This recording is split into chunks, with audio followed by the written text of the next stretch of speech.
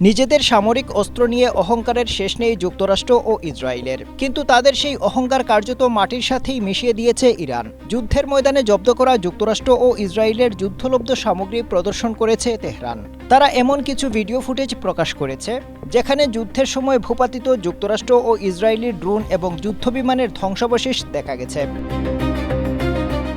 ফুটেজে একটি বাংকারের ভেতর দুমড়ে মুচড়ে যাওয়া ড্রোন বিধ্বস্ত বিমানের কাঠামো, ছোট ইঞ্জিন বিকৃত ধাতব অংশ পড়ে থাকতে দেখা যায়। ইরানের ইসলামী বিপ্লবী গার্ড বাহিনী বা IRGC জানিয়েছে, এই ধ্বংসাবশেষের মধ্যে রয়েছে যুক্তরাষ্ট্রের MQ-9 রিপার ড্রোন, ইসরায়েলের হার্মিটস 900 গোয়েন্দা ড্রোন এবং মার্কিন বিমান বাহিনীর F-15 যুদ্ধ বিমানের অংশ। স্ট্রবেরি সুপার ডটেড ও ক্লাসিক ভ্যারিয়েন্টে সেন্সেশন জাগুক শিহরণ।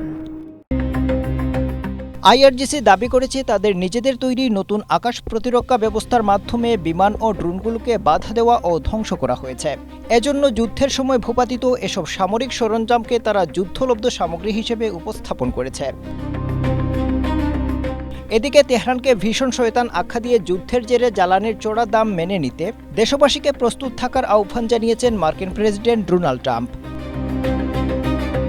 তিনি বলেন, ইরান ভীষণ শয়তান একটি দেশ, তাদের কোনোভাবেই পারমাণবিক অস্ত্রের অধিকারী হতে দেওয়া যাবে না। তা নিশ্চিত করার বিনিময়ে গ্যাসোলিনের পেছনে সামান্য কিছু বাড়তি ডলার খরচ মেনে নেয়াই যায়।